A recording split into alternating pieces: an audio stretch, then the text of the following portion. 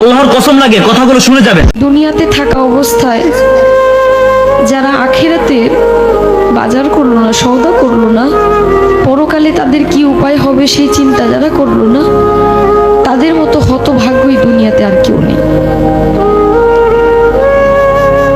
আজরাইল কিন্তু ঘুষ নেয় না।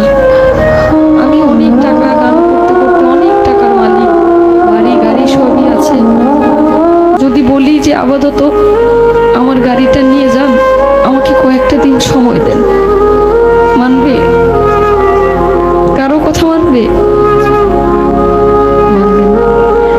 মৃত্যুর কথা যে মানুষ দিনে 5 বার স্মরণ করে, সে কোনো ভুল কাজ করতে পারে না।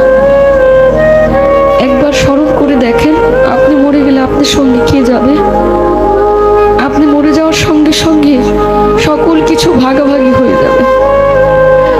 আপনি মরার সঙ্গে সঙ্গে আপনার ব্যাংকে কি আছে সেটা নিয়ে আপনার সন্তান, আত্মীয় স্বজন সবাই একটা হইচই লাগাই দিবে, কিন্তু আপনি যে কোথায় যাবেন সেই চিন্তাটা কেউ করবে না।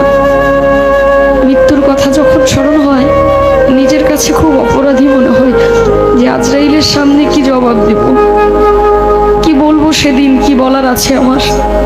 কিন্তু মালিকের কাছে একটাই চাওয়া, আমার নবী করিম সাল্লাল্লাহু আলাইহি ওয়াসাল্লামের কালেমা যেন আমার এই জবানে জারি হয়, আমি যেন মৃত্যুর সময় বলতে পারি কালেমায়ে তাইয়্যিব লা ইলাহা ইল্লাল্লাহু মুহাম্মাদুর রাসূলুল্লাহ সাল্লাল্লাহু